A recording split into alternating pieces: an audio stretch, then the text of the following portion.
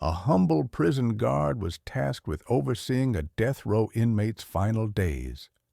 But when he gave her a crumpled piece of paper as his last wish, the laughter of a cruel millionaire froze, and a shocking truth emerged that would dismantle an empire built on lies.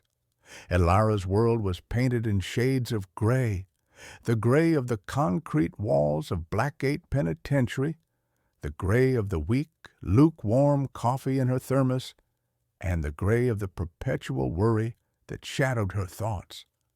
Her life was a series of locks and keys, of steel doors slamming shut with a final echoing boom that vibrated through the soles of her worn-out boots.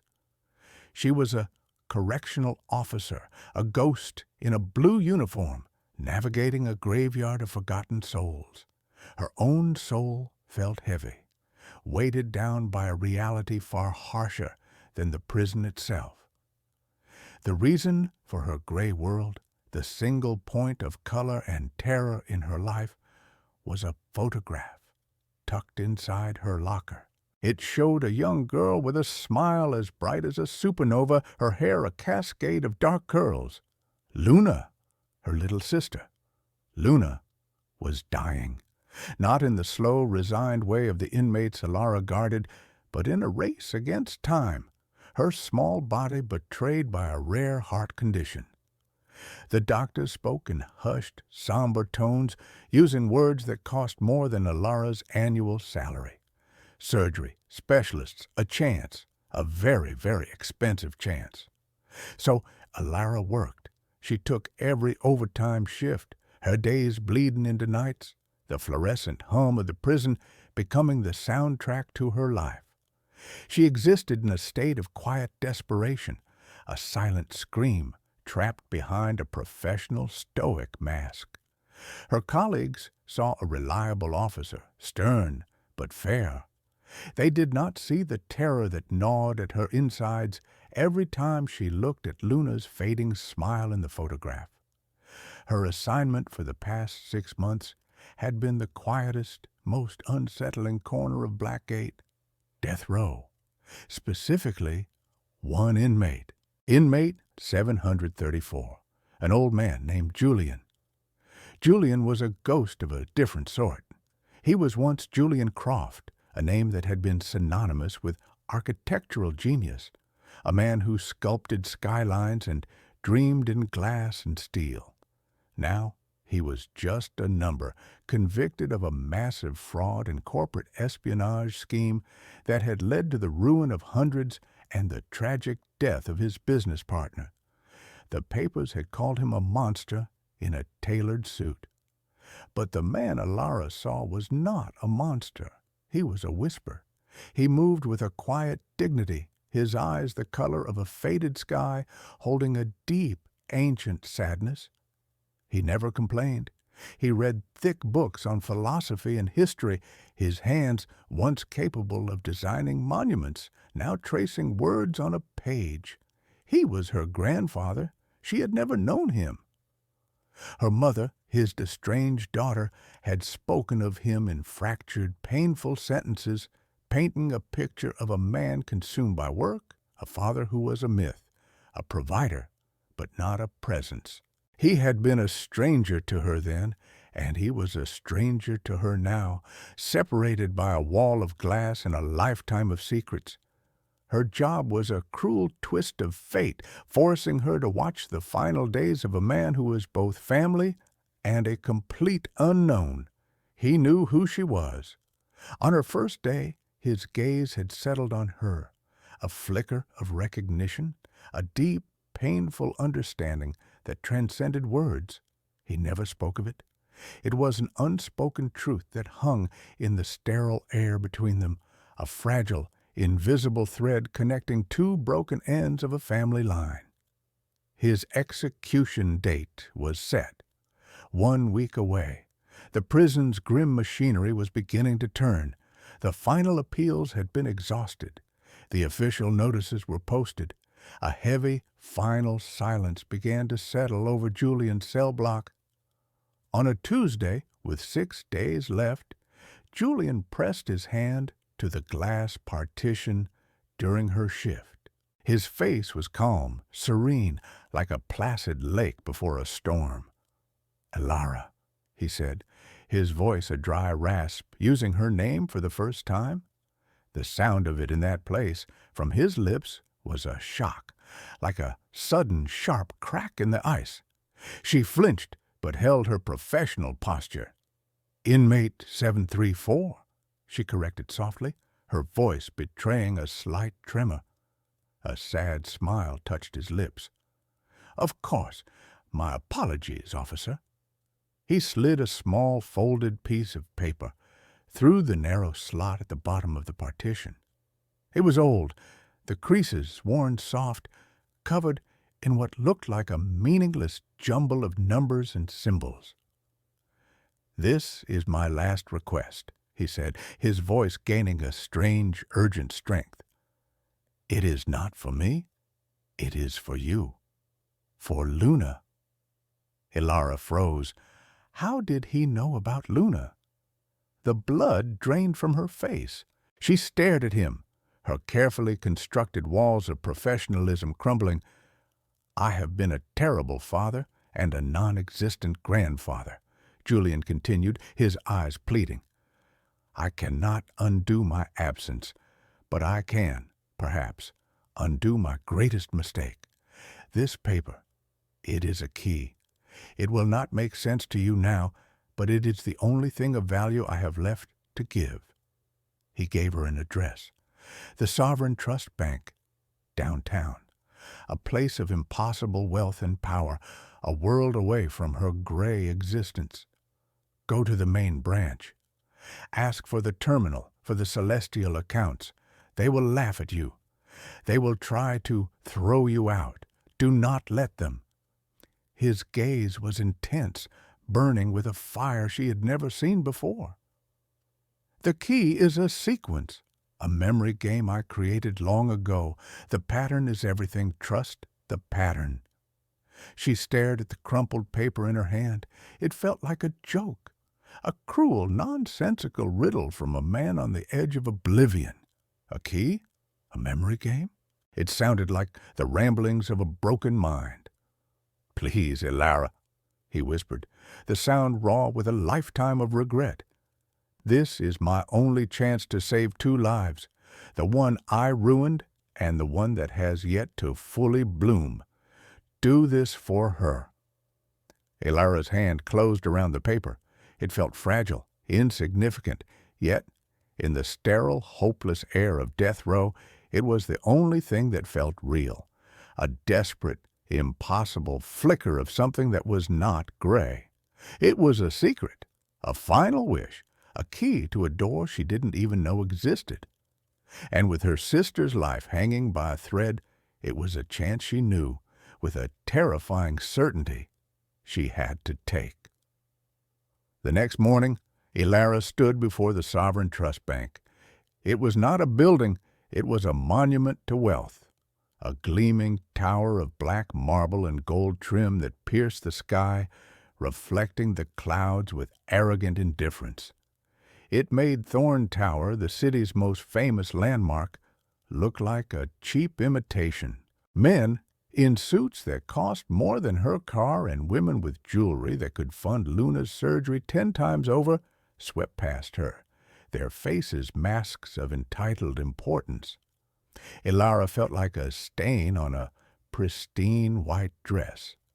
Her uniform, usually a source of authority and pride, felt like a costume of poverty here. She clutched the strap of her worn shoulder bag, the crumpled paper from her grandfather a small, warm square against her palm. Every instinct screamed at her to turn back, to retreat to the familiar gray of her world. But the image of Luna's pale face, the memory of her grandfather's desperate eyes, pushed her forward. She took a deep breath, the air tasting of money and exhaust fumes, and walked through the colossal glass doors. The inside was an ocean of luxury. The silence was different here. It was an expensive silence, punctuated only by the soft clicks of designer heels on polished marble and the hushed whispers of immense transactions. A chandelier the size of a small car hung from the cathedral-like ceiling, dripping with thousands of crystals, each one a tiny, mocking star. Elara approached the main concierge desk, her heart hammering against her ribs like a trapped bird against glass.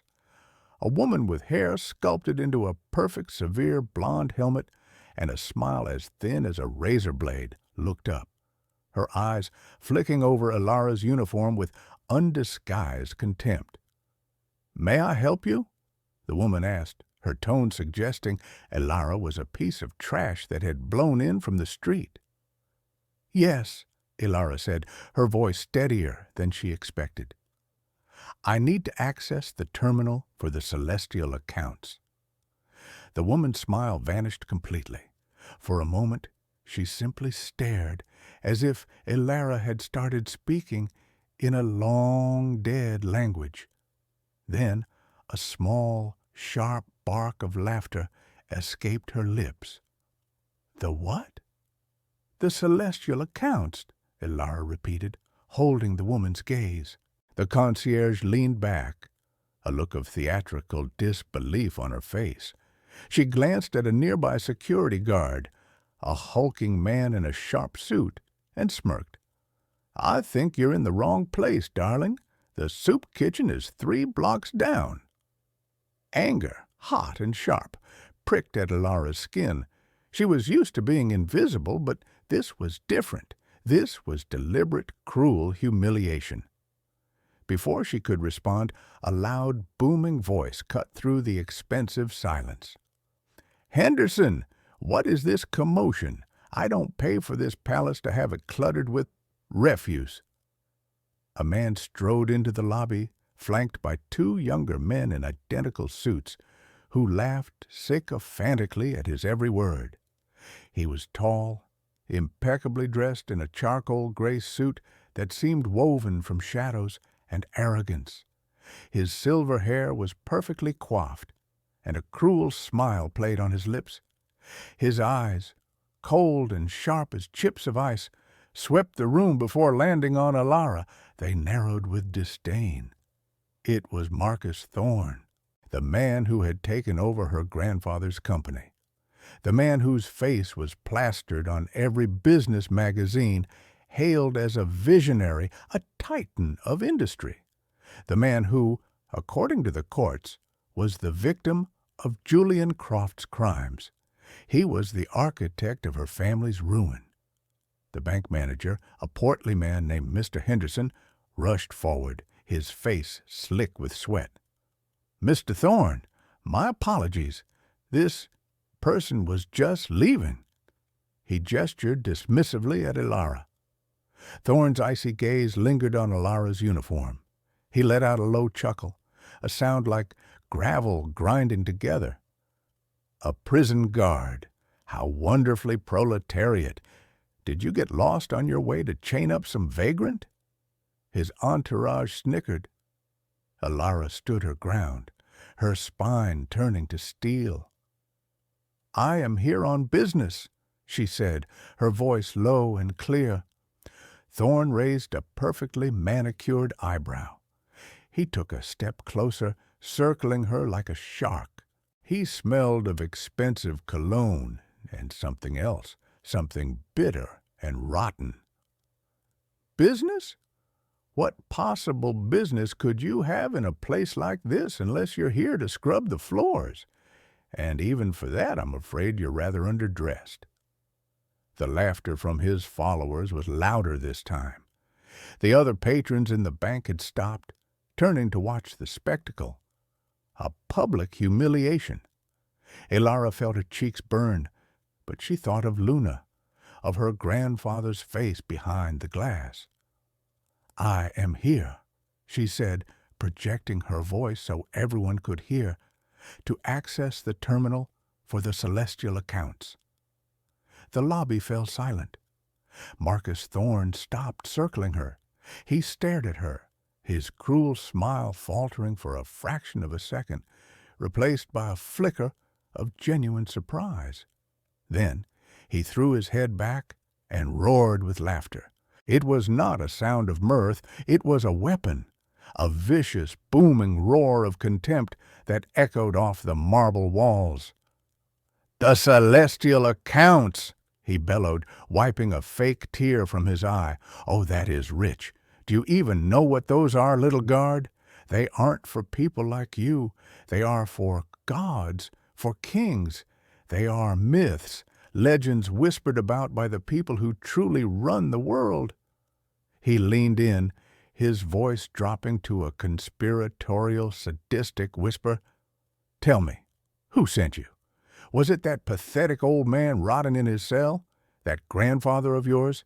Did he spin you one last fairy tale before they flipped the switch?"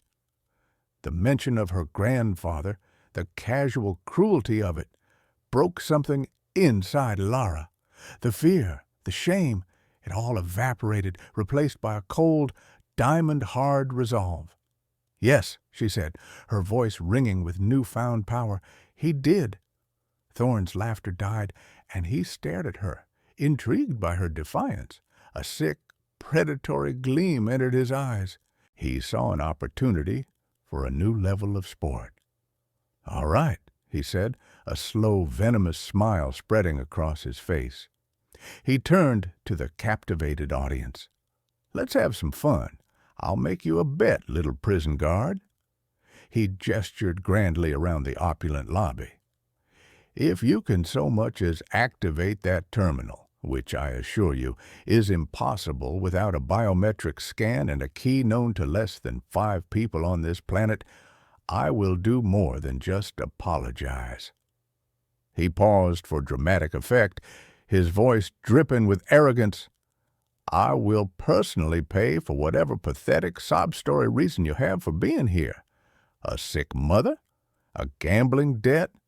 A dying little sister?" He spat the last words out a direct hit, though he couldn't know how true they were. "I will write a check for $1 million right here, right now." A collective gasp went through the crowd. Mr. Henderson looked horrified. "But," Thorne continued, his smile turning feral, "when you fail, and you will fail, you will get down on your knees right here on this marble floor, and you will apologize for wasting my time. You will admit that you are nothing but dirt beneath my shoes. And then you will be arrested for trespassing." He extended a hand. "Do we have a deal?" The silence was absolute. Everyone stared at Ilara, this humble woman in a cheap uniform, cornered by one of the most powerful men in the world. They saw a mouse being toyed with by a cat. They expected her to crumble, to run, to cry. Ilara looked at Marcus Thorne's outstretched hand. She looked at his smug, cruel face, the face of a man who had never known a day of struggle, who had built an empire on the ruins of her family. She thought of Luna, gasping for breath. She thought of her grandfather waiting in a cage. She did not take his hand. "I accept your offer," she said, her voice as solid and unyielding as the marble beneath her feet. "Now, show me the terminal." The war had begun. A tense, electric silence descended upon the bank lobby. The spectators, once amused, now watched with a kind of morbid fascination, as if attending a public execution. Marcus Thorne's cruel smile was fixed in place, an arrogant mask of certainty. He gestured grandly toward a discreet, unmarked black door at the far end of the hall. "Henderson," Thorne commanded, his voice dripping with theatrical magnanimity, "escort our guest to the sanctum. Let us not keep her from her destiny." Mr. Henderson, his face pale and beaded with sweat, gave Ilara a look that was a mixture of pity and frustration. He clearly believed this was a catastrophic waste of time, a cruel game orchestrated by a powerful client. He led her toward the black door, his footsteps heavy with reluctance. The door opened not with a key, but with Henderson's thumbprint and a retinal scan. It hissed open, revealing a small circular room. The room was stark white, empty, except for a single sleek black pedestal in the center. On top of the pedestal was a glass screen, currently dark. This was it, the terminal for the celestial accounts. It looked less like a banking tool and more like an altar to an unknown god. Thorne and his two sycophants followed them in, crowding the small space. The door hissed shut behind them, sealing them in a capsule of pressurized silence. "Behold," Thorne said, his voice echoing slightly in the confined room, "the gate to Olympus.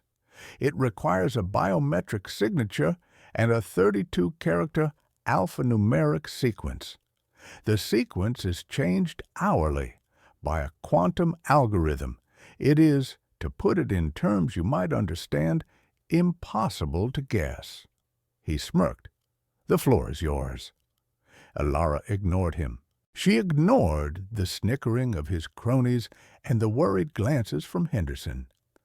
She walked to the pedestal and placed her hand on its cool, smooth surface. She closed her eyes, shutting out the arrogant millionaire, the sterile room, the impossible odds. She thought of her grandfather.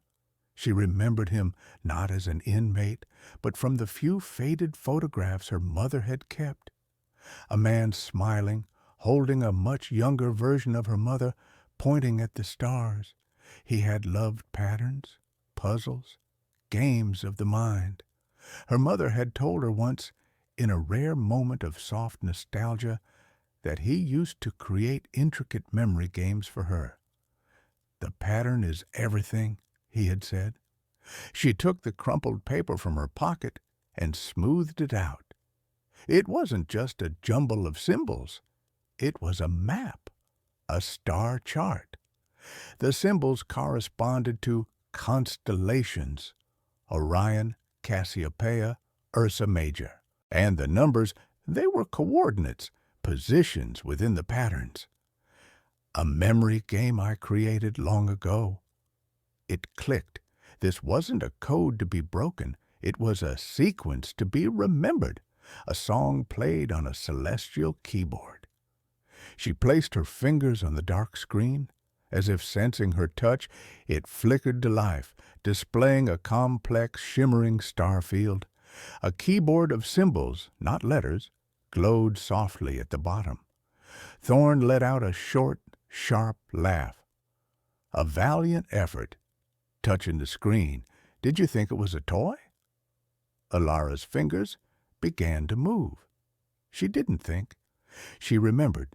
The first symbol from the paper, the belt of Orion. She traced it on the screen. The star field shifted. The second, a point on the W of Cassiopeia. The screen chimed softly. The third, the handle of the Big Dipper. With each correct entry, a soft, harmonious tone filled the room.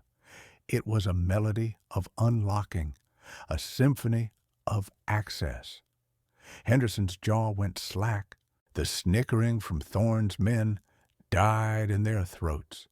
They watched, mesmerized, as Alara's fingers danced across the screen, tracing constellations from a map only she could read.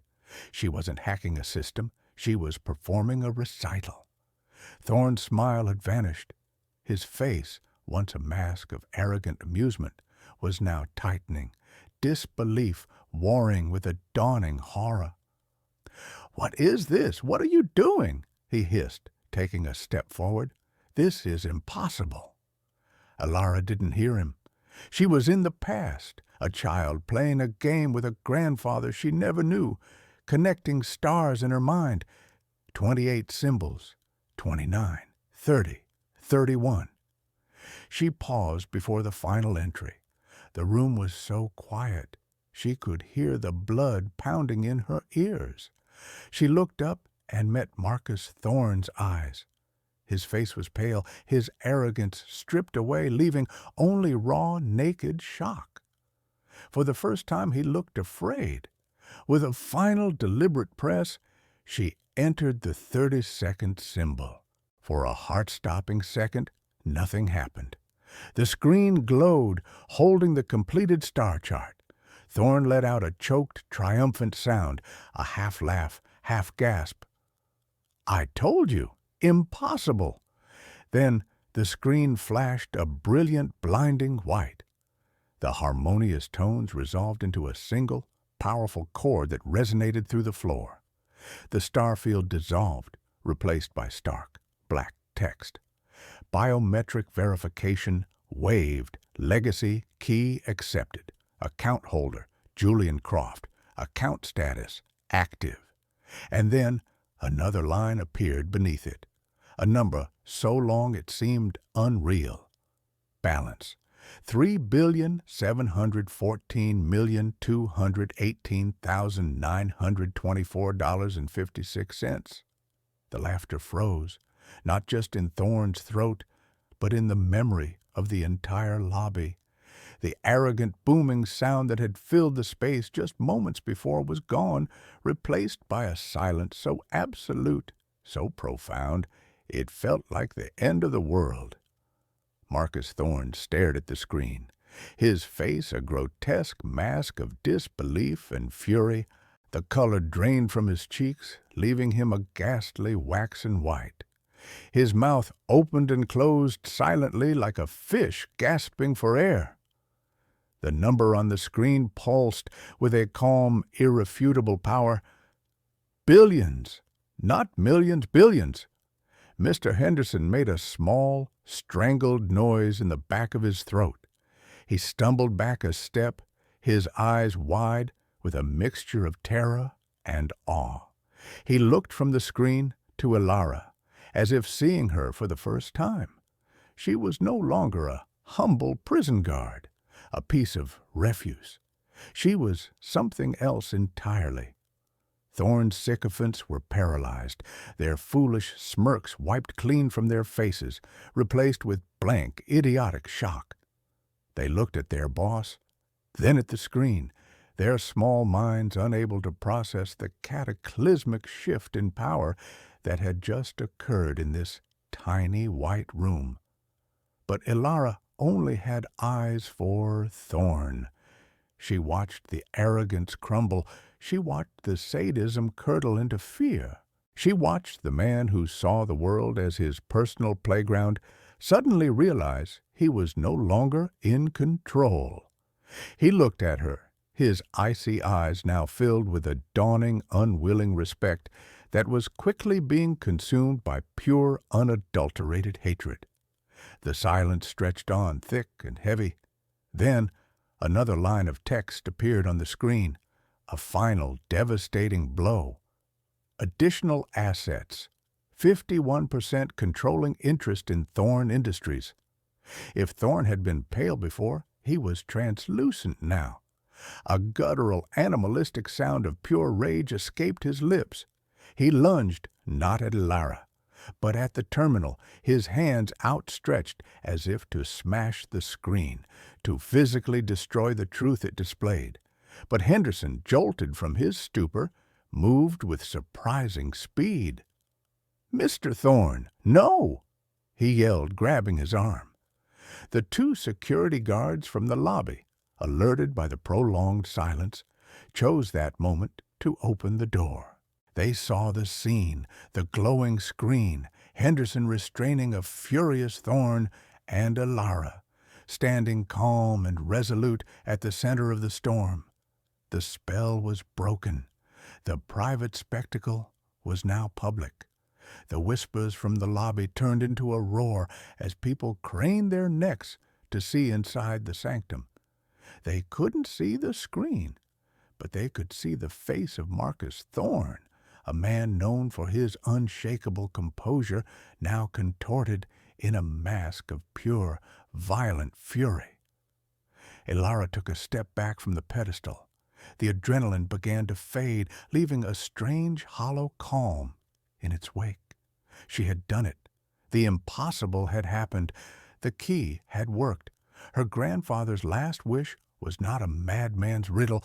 It was a weapon, and she had just fired the first shot. Mr. Henderson, his professional demeanor returning like a shield, straightened his tie and gently but firmly escorted a sputtering Marcus Thorne out of the White Room. "Mr. Thorne, I think it would be best if you calm down," he said, his voice now carrying a new sharp edge of authority. He was no longer addressing a valued client, he was addressing a problem. Thorne ripped his arm away, his face flushed with a mottled, unhealthy red. He pointed a trembling finger at Elara. "This is a trick, a fraud. She is a criminal. Arrest her!" He shrieked, his voice cracking. But no one was listening to him. The crowd was staring at Elara, their expressions a mixture of awe and disbelief. She was no longer the little prison guard. She was the woman who had brought Marcus Thorne to his knees without raising her voice. Henderson ignored Thorne completely and turned to Elara. He gestured toward a private office, his expression now one of grave seriousness. "Miss Croft," he said, the name sounding foreign and powerful, "if you would please come with me. We have a great deal to discuss." The initial shockwave had passed, but the aftershocks were just beginning. As Mr. Henderson led Elara away from the stunned crowd and the incandescent rage of Marcus Thorne, the world began to tilt on its axis.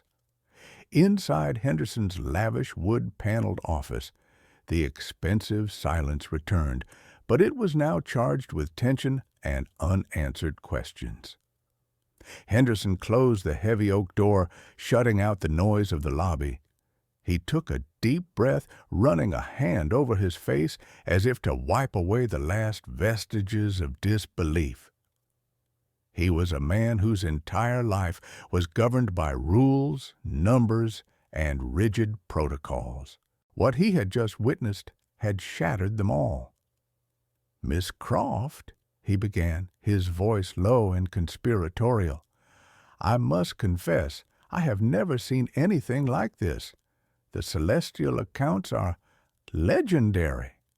Most of us who work here assumed they were a myth, a way for the bank's founders to boast. To see one activated, and in such a manner—" He trailed off, shaking his head in wonder. He sat down behind his enormous desk and gestured for Elara to take the plush leather chair opposite him. "The account is real, the funds are verified, and the shares— my God, the shares!" He leaned forward, his eyes wide. 51% of Thorne Industries. That's not just a stake, that's everything. You are, as of 10 minutes ago, the majority shareholder. You own him. The words hung in the air, seemingly impossible. Elara, who worried about making her rent payment, who bought her coffee from a vending machine, was the owner of a multi-billion-dollar global corporation. It was too much to comprehend. Her mind felt numb, overwhelmed. "My grandfather," she started, her voice barely a whisper. "He said it was a mistake he had to undo." "A mistake?" Henderson let out a humorless laugh. "From what I can see on this terminal," he said, tapping at his private computer, "this account was established 30 years ago by Julian Croft. It was a silent, untouchable trust. The shares of his own company, Croft Design and Architecture, were placed here. When Marcus Thorne took over and rebranded the company as Thorne Industries, the shares converted. Thorne must have assumed they were lost in a defunct holding company, forgotten to time.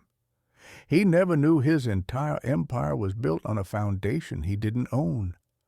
This was the unexpected connection, the secret history laid bare. Thorne hadn't just defeated her grandfather, he had stolen his life's work, and for decades He had been nothing more than a glorified tenant, living in a house owned by the very man he had destroyed. Suddenly, Henderson's desk phone buzzed, a sharp, insistent sound. He glanced at the caller ID, and his face hardened. "It has begun," he murmured. He pressed the speaker button. "Henderson, what is the meaning of this? My accounts are frozen, all of them." It was Thorne's voice, distorted by rage and static. "You will reverse this immediately, or I will destroy you and this entire bank." Henderson remained remarkably calm. "Mr. Thorne, your assets have been automatically placed under administrative review due to the activation of a superseding controlling interest. It is standard protocol." "Protocol?" Thorne screamed. "I am the protocol. That woman is a fraud. I am calling my lawyers. I am calling the police. I will have her thrown in a cage so deep she'll forget the sun." The line went dead. Henderson sighed. He is not a man who accepts defeat. He looked at Elara, his expression grim. "He will not fight you with lawyers in a boardroom, Miss Croft, not at first. He will come for what you love. He will try to break you." The word sent a chill down Elara's spine.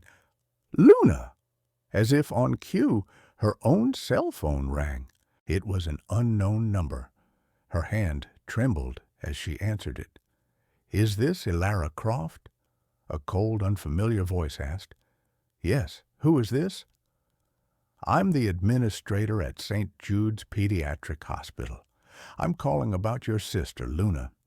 There seems to have been a complication with the funding for her scheduled surgery. The anonymous donation that was covering her procedure has just been rescinded. I'm afraid we'll have to postpone it indefinitely." The world tilted and went gray again. The billions of dollars, the controlling shares, they all meant nothing. In that moment, Thorne had moved faster than she could have imagined. He had found her weakest point and squeezed with sadistic precision. "No," Elara whispered, her voice breaking. "You can't. She needs this surgery." "I'm very sorry," the administrator said, his voice devoid of any real sympathy. "Our hands are tied. Unless you can provide proof of funds for the full amount, $450,000, within 24 hours, we'll have to give her bed to another patient." The call ended. Elara stared at her phone, the silence in the office pressing in on her. It was a checkmate. She had access to billions, but transferring that kind of money, verifying her identity, breaking through the legal barricades Thorne was undoubtedly erecting as they spoke, it would take days, maybe weeks. Time Luna didn't have. She looked at Henderson, her eyes pleading. "He's taken the money for her surgery." Henderson's face was a grim mask. "I warned you, he is a monster." Just as despair began to wash over her, a new kind of fire ignited within Elara. This was no longer about her grandfather's legacy or a corporate takeover. This was about her sister's life. Thorne had made it personal. He had mistaken her quiet nature for weakness. He was about to learn how wrong he was. "Get me the money," she said to Henderson, her voice no longer pleading but commanding. $450,000. Now. Henderson looked taken aback by her sudden ferocity. "Miss Croft, a wire transfer of that size from a newly activated legacy account will trigger a dozen federal alerts. It needs to be verified, authenticated." "I don't care," Elara cut him off, standing up. "There are over $3 billion in that account. You are the manager of this bank. Find a way. A loan against the assets. An emergency discretionary fund. I don't care what you call it. You saw what happened. You know who's in the right. Are you going to help me, Mr. Henderson, or are you going to let him win?" Henderson stared at her, a battle raging in his eyes. He was a man of procedure, of low risk. But he was also a man who had just witnessed an act of profound injustice, followed by an act of supreme cruelty. He had seen the arrogance of Marcus Thorne for years, had politely smiled while the man belittled his staff and bent the rules to his will. Now he had a choice. He made a decision. He picked up his phone and dialed a number. "Get me the head of private lending," he said, his voice firm, "and tell my secretary to cancel all my appointments for the rest of the day. We have work to do." As Henderson began the financial battle against Thorne, Elara's phone rang again. This time, it was a local number she didn't recognize. Wary, she answered. "Is this the granddaughter of Julian Croft?" An elderly, heavily accented voice asked. It was a woman's voice, warm but cautious. "Who is this?" Elara asked. "My name is Anja Petrov. It will not mean anything to you, but your grandfather, he saved my family. 35 years ago, my husband and I, we had a small bakery. We were about to lose everything. A bigger company, a shark, was trying to buy our debt and foreclose. Your grandfather, he was just a young architect then, but he stepped in. He paid off our debt personally. He asked for nothing in return. He said, 'Good bread is more important than another glass tower.'" Elara was speechless. "I read the news about him all those years ago," Anya continued, her voice thick with emotion. "I never believed it. Not for a second. Julian Croft was a good man. The company that tried to ruin us? It was an early venture of Marcus Thorne. I still have the old papers, the loan documents, proof of Thorne's predatory tactics. Even then, I kept them all these years. I don't know if they can help you, but they are yours if you want them. A small, fragile piece of evidence, the first soldier in a silent army she never knew she had." "Yes," Elara said, her voice filled with a new dawning hope. "Yes, Mrs. Petrov, I want them." The battle was no longer just hers. The ghosts of her grandfather's good deeds were beginning to stir. The next 24 hours were a blur of frantic activity, a whirlwind of finance and forgotten histories. While Mr. Henderson, now a fully committed ally, navigated the labyrinthine world of high-stakes banking, Elara found herself at the center of an emerging network, a secret fellowship bound by the memory of her grandfather. After her call with Anya Petrov, another came. This time, it was a man named David Chen, a respected structural engineer. His voice was calm and precise. "Miss Croft, you don't know me, but your grandfather was my mentor. He took me on as a young apprentice when no one else would. He taught me that integrity was the most important load-bearing element in any structure." Elara listened, her heart aching with the image of the man her grandfather could have been to his own family had circumstances been different. "I was his lead draftsman on his final project," Chen continued, "the one he called his masterpiece, the Elysian Tower. It was a revolutionary design, years ahead of its time. After your grandfather was removed, Marcus Thorne claimed the design as his own. He made a few superficial changes, renamed it Thorne Tower, and built his reputation on it. But I still have the original blueprints, every last one, on a secure server. They have your grandfather's signature and seal on every page. They prove unequivocally that Thorne is a fraud." A silent army. First a baker with old documents, now an engineer with the foundational proof of Thorne's greatest lie. Each call was a piece of a puzzle, a weapon being forged in the fires of past kindness. Elara realized her grandfather's legacy wasn't the money in the bank. It was this. It was the loyalty and love he had inspired in the people he had helped. Meanwhile, Thorne's retaliation was escalating. He was using his immense influence to create a blizzard of legal injunctions and procedural roadblocks. He had his lawyers file emergency motions questioning Alara's identity, her sanity, her connection to Julian Croft. He leaked a story to a gutter press journalist, painting Alara as a disturbed, opportunistic prison guard attempting a bizarre heist, preying on the name of a convicted felon. But Henderson was a bulldog. He worked tirelessly, calling in favors, pulling strings, and using his intricate knowledge of the system against itself. He managed to secure a 7-figure line of credit against the confirmed assets in the Croft account, a move that was highly irregular, but, as he argued to his superiors, necessary to protect the bank from the liability of siding with a soon-to-be-deposed tyrant like Thorne. Just as Henderson finalized the wire transfer to the hospital, Alara received the most chilling call yet. It was Thorne himself. "You think you're clever, don't you?" he hissed, his voice a low, venomous snarl. "You and your little bank manager friend, you got the money for the girl. Congratulations. But this is not a game you can win." "It's not a game," Alara replied, her voice cold.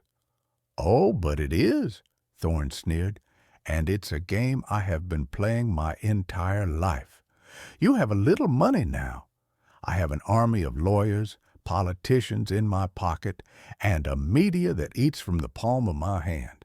By the time I'm done with you, your grandfather's name will be a curse, and you'll be back in your gray little world, scrubbing floors for a living." "You stole his life's work," Alara said, the words sharp as glass.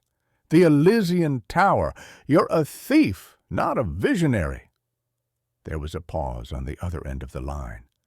A heavy, charged silence.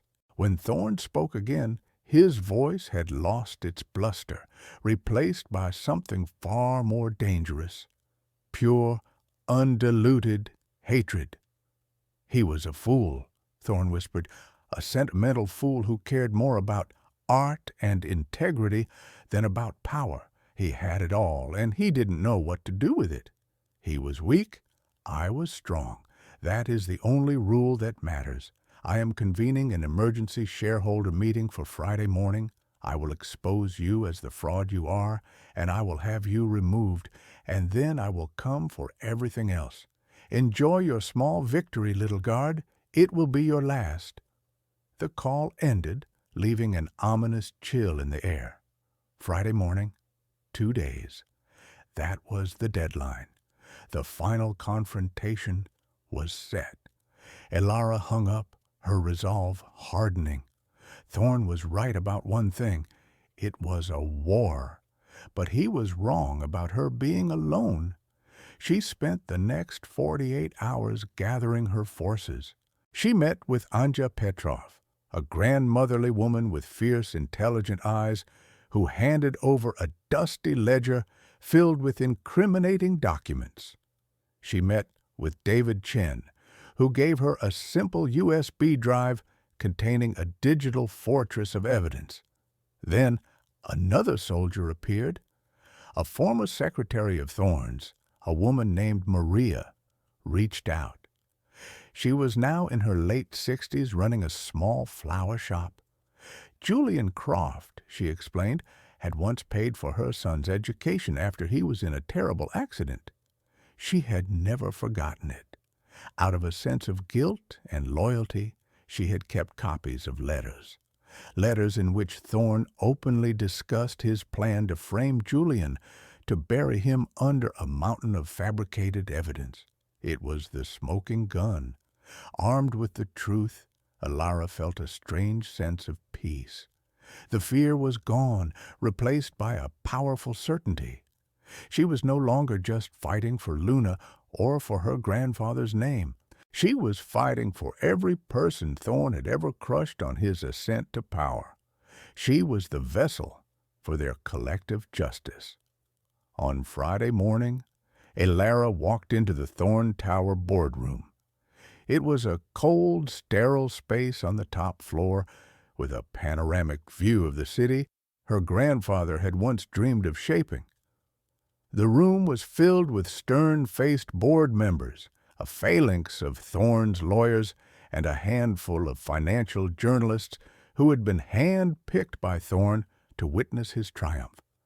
Marcus Thorne sat at the head of the long obsidian table, looking smug and confident. He had recovered his composure. He was back in his element, the king in his castle. When Elara entered, a hush fell over the room. All eyes turned to her. She was not wearing her guard's uniform. At Henderson's insistence, she was dressed in a simple, elegant, dark blue suit. It was a suit of armor. She was not alone. Mr. Henderson was by her side, his presence a quiet statement of allegiance. And behind her, at the back of the room, sat Anya Petrov, David Chen, and Maria, her silent army, waiting. Thorne smirked, a look of pure condescension on his face. "Ladies and gentlemen," he began, his voice smooth and commanding, "thank you for coming on such short notice. We are here to deal with a rather distasteful situation. A bizarre and malicious claim has been made by this woman, Elara Croft." He gestured toward her dismissively. "She is the granddaughter of the disgraced felon, Julian Croft, the man who nearly destroyed this company. In a desperate, pathetic attempt at extortion, she has, through means we are still investigating, managed to trigger a security alert tied to a defunct 30-year-old account. She now claims to be the majority shareholder of this corporation." He laughed, and his board members chuckled along with him, though their laughter was nervous. "It is, of course, a fantasy, a delusion. Our legal team has prepared a comprehensive report proving her claim is baseless." He slid a thick, bound document across the table. "This is a fabrication built on a lie." This was his final gambit, a mountain of legalese, fabricated reports, and expert opinions, all designed to bury the truth under an avalanche of paper. He believed it was an unbeatable move. "Furthermore," Thorne continued, his voice turning sharp, "we have evidence that this woman is mentally unstable, driven by a familial grudge. We have a motion to have her held for psychiatric evaluation and to strip her of any and all connection to her grandfather's estate, what little of it is left." He sat back, his arms crossed, the picture of absolute victory. "So, that is the situation. Now, unless Miss Croft has anything to say before we vote on her immediate and permanent removal, we can conclude this charade." All eyes turned to Elara. The air was thick with anticipation. They expected her to falter, to be crushed by the weight of Thorne's legal assault. Elara stood up. She did not look at the documents or the lawyers. She looked directly at Marcus Thorne. "I do have something to say," she said, her voice calm, clear, and resonant. "You are right about one thing, Mr. Thorne. This is about a lie you have told for 30 years. She turned to the board. "You have his report. Now, I would like to present mine." She didn't have a thick document. She had a small, simple USB drive. She walked to the head of the table and inserted it into the port of the large screen on the wall. "Let's start with the crown jewel of your career," Elara said. "Thorn Tower." She clicked a button. The screen flickered to life, displaying a stunningly detailed architectural blueprint. At the bottom right corner, in elegant script, was a title, "The Elysian Tower." and beneath it a signature, Julian Croft. A gasp went through the room. These are the original time-stamped design files for this very building, Alara announced, her voice ringing with authority. Donated by David Chen, your former head draftsman who sits at the back of this room, the man your mentor, Julian Croft, trained. She clicked again. An email appeared on the screen, an old one sent from Thorne to a contractor. It read, "Bury the Croft name on this project. All blueprints are to be rebranded. This is my design now." Thorne's face had gone rigid. The blood was draining from it. "Now let's talk about how you built your initial capital," Alara continued, her voice relentless. She brought up scanned copies of old loan documents. "This is evidence of your attempt to use predatory loans to bankrupt a small family bakery 35 years ago. A bakery that was saved by a personal donation from Julian Croft. The owner, Mrs. Anja Petrov, is also here today." The board members were no longer looking at Thorne. They were staring at the screen, their faces a mixture of shock and dawning comprehension. The journalists were scribbling furiously. "You've called my grandfather a criminal," Alara said, her voice dropping, filled with a cold fire. "But the real crime was not fraud. The real crime was your ambition, your greed, and your jealousy of a better man." She took a deep breath. It was time for the final blow. "And finally," she said, "for the members of this board who still believe this is a fabrication or a delusion." She projected the final pieces of evidence onto the screen, scanned copies of handwritten letters. "These are letters you wrote to your then lawyer, outlining your strategy." Alara's voice was like the tolling of a bell. And I quote, "We need to create a narrative. Frame Croft for the losses. Use his partner's unfortunate death as leverage. Bury him so deep no one will ever hear from him again. The company, the designs, they will all be mine."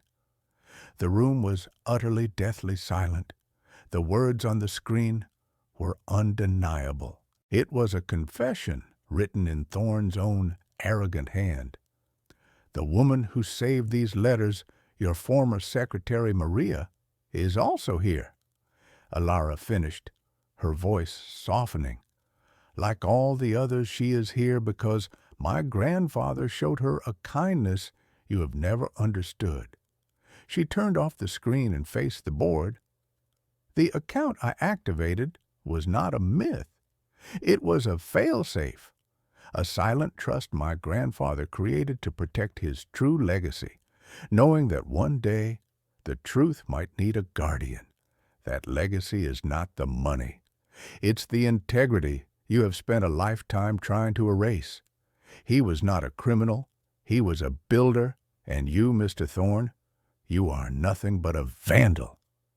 She sat down. The silence that followed was heavy, absolute. Marcus Thorne was broken. He sat slumped in his chair, his face the color of ash. The mask was gone. The king was naked. There was nothing left but a petty, withered old man exposed in his own throne room. He looked around at the faces of his board members, searching for an ally, for a glimmer of support. He found nothing but contempt and disgust. One of the oldest board members, a man named Arthur Kensington, stood up. He looked at Thorne with profound disappointment. "Marcus," he said, his voice trembling with rage, "I knew Julian. I was his friend. I believed you. I mourned him." He shook his head. "We are invoking Article 7 of the Corporate Charter, unanimous vote of no confidence." He looked around the table. "All in favor of removing Marcus Thorne as CEO and chairman effective immediately?" Every single hand went up. Instantly. all in favor of recognizing Elara Croft as the majority shareholder and interim CEO. Every hand went up again. It was over. The unanimous verdict had been delivered. Thorne let out a dry, rattling sob. He pushed himself up from the table, his movements clumsy, his billion-dollar suit looking like a cheap costume. He didn't look at anyone. He stumbled toward the door, a defeated, broken man. As he passed Elara, he stopped. He looked at her, his eyes hollow, filled with a terrible, empty hatred. "You," he whispered, the word laced with venom. "You think you've won." "Justice won," Elara replied quietly. He gave a bitter, broken laugh and walked out of the room. He was met in the hallway by a flash of cameras and a barrage of questions from the press he had so confidently invited. His downfall was now a public spectacle. His empire had crumbled. His name was ruined. He was left with nothing but the weight of his own lies, a weight far heavier than any prison sentence. He was alone, utterly and completely. The immediate aftermath was a quiet storm. As Marcus Thorne was swallowed by a vortex of media and legal repercussions, Elara remained in the boardroom, the new and reluctant center of a corporate empire. The board members, once Thorne's sycophants, now approached her with a mixture of awe and deference, offering assistance, pledging loyalty. But Elara's mind was not on profit margins or quarterly reports. There was only one thing that mattered.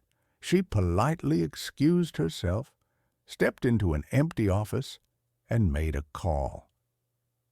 "St. Jude's Pediatric Hospital. How can I help you?" "This is Elara Croft," she said, her voice thick with emotion. "I'm calling about my sister, Luna. The funds for her surgery have been transferred. The full amount, plus an additional donation for your general fund." There was a pause. Then the administrator's voice, now warm and deeply respectful, came back.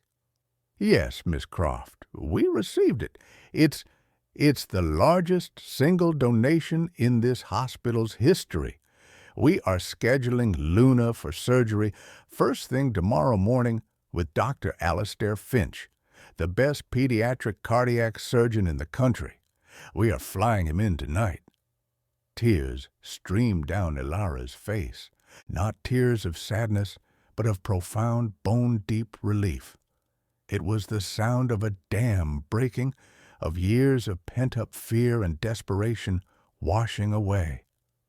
"Thank you," she whispered. "Thank you." She hung up the phone and cried. She wept for her sister's second chance. She wept for the grandfather she had only just begun to know. She wept for the years of struggle, the gray existence that was finally, blessedly, being flooded with color. Her first act as a person of power was not to claim a throne, but to save a life. It was a benevolent act that solidified both to the world and to herself that she would not be corrupted by the wealth and influence that had destroyed Marcus Thorne. This power was a tool, not a prize. Later that day she visited her grandfather. The news had not yet reached the prison, and he sat behind the glass looking frail, his time running out. The execution was still scheduled. "It's done," Elara said softly, pressing her hand to the glass. Julian looked at her, his faded blue eyes searching her face. He saw the change in her, the new strength, the light that had replaced the worry. A slow, peaceful smile spread across his face. "Luna?" he asked, his voice a hoarse whisper. "Her surgery is tomorrow," Elara confirmed. "They're flying in the best doctor in the country." A single tear traced a path down Julian's weathered cheek. He closed his eyes, a look of profound peace settling over him. "Thank you," he breathed. "You have given me back my life in its final moments. You have become my masterpiece. "We're going to get you out of here," Elara insisted, her voice fierce. "With the evidence I have, we can get you a new trial. We can clear your name." Julian shook his head gently. "My name is already clear," he said, looking at her with immense love. "You cleared it. That is all that matters. My time here is done, Elara. Don't waste your energy fighting for a ghost. Use it to build. Build a better world than the one I left. That is my true final wish." That evening, Mr. Henderson delivered a small sealed box to Elara. It had been left in the bank's vault along with the account, to be given to whoever successfully used the legacy key. Inside was a single, thick envelope. It contained a letter written in her grandfather's elegant hand. She sat in the quiet of her small apartment, the place that had been her sanctuary of struggle for so long, and began to read. "My dearest Elara," it began, "if you are reading this, then you have done the impossible. You have unlocked not just my fortune, but my hope. I am sorry for the life you have lived, for the absence that defined me. I was a man who knew how to build monuments of steel, but I failed to build a bridge to my own daughter. That is my life's greatest regret. I am leaving you a great deal of money. Do not be afraid of it. Do not let it become a cage, as it did for Thorn. Money is a current. It can be a destructive flood or a life-giving river. The choice lies not in the current, but in the hands that guide it. Thorn used it to build dams, to hoard power for himself. I am asking you to build canals, to irrigate the forgotten gardens of the world. You will find that this wealth grants you a loud voice in a world that often ignores the quiet. Use it to speak for those who cannot. You will find it gives you strength. Use it to shelter those who are weak. You will find it gives you influence. Use it to champion integrity, beauty, and kindness, the things that Thorn and men like him see as weaknesses, but which are, in fact, the only things that endure. I was convicted of a crime I did not commit, but I was not an innocent man. My crime was pride. I built towers to the sky, but failed to see the people on the ground. I pursued a legacy of stone and glass, and in doing so I lost my family. You, my dear Elara, are my second chance. Your heart, your resilience, your love for your sister, that is the true Croft legacy. The money is just soil and water. You are the gardener. Plant something beautiful. Plant something that will last. Know that in my final days, my greatest creation was not a tower, but the knowledge that my legacy was safe in your hands. With all the love I failed to give, your grandfather, Julian. Elara folded the letter, her tears staining the page. She felt a profound sense of closure, a healing of wounds that stretched back generations. Her grandfather was gone, but his spirit, his true philosophy, was alive in her. The moral victory was complete. Now the work could begin. 10 years later, the city was different. Not dramatically so, but in ways that mattered. There was a new wing on St. Jude's Hospital, named the Luna Croft Pavilion, offering world-class pediatric care to any child who needed it, regardless of their family's ability to pay. Old neglected parks and forgotten neighborhoods had been reborn, filled with playgrounds, gardens, and beautiful sculptural benches designed by promising young artists. The Croft Foundation had become a quiet, powerful force for good in the city. Its motto simple: we build people. Elara Croft was not the celebrity CEO the world had expected her to be. After stabilizing Thorn Industries, she had restructured it from the ground up, implementing radical policies that prioritized employee well-being and environmental sustainability over ruthless profit. She had installed a trusted, ethical board led by David Chin and then stepped back, retaining her controlling interest, but choosing to focus her energy on the foundation. She was still Ilara. She lived in a comfortable but modest house, drove a sensible car, and found her greatest joy not in boardrooms, but in seeing the tangible results of her grandfather's legacy. She was a respected benefactor, but she remained at her core a humble woman who had never forgotten the feel of worn-out boots on a cold concrete floor. One crisp autumn afternoon, Ilara was walking through a newly renovated park, the very first project the foundation had funded. She watched as children laughed on the swings and elderly couples played chess under the golden leaves of the maple trees. Her heart felt full. Near the park's entrance, she saw a young girl, no older than 10, sitting on a blanket with a basket of hand-picked wildflowers. She was trying to sell them to passers-by, her face a mask of anxious hope that was far too old for her years. Most people walked by without a second glance. It was a perfect, painful echo of her own past. The desperation, the feeling of being invisible, the struggle to hold a family together with nothing but sheer will. It was a full-circle moment, a chance to answer a question she had often asked herself. What would have happened if someone had stopped for me? Ilara approached the girl, who looked up at her with wide, wary eyes. "Those are beautiful flowers," Ilara said with a warm smile. "My mom is sick," the girl blurted out, as if the words had been trapped behind her teeth. "We need money for her medicine." Ilara's heart ached. She knelt down, so she was at eye level with the child. "What's your name?" "Maya," the girl whispered. "Well, Maya," Ilara said, her voice soft, "I would like to buy all of your flowers." She pulled a wallet from her bag, but instead of just paying for the flowers, she took out a card. "I would also like you to give this to your parents. It's my name and number. I work with an organization that helps families. We can make sure your mom gets all the medicine she needs and a lot more."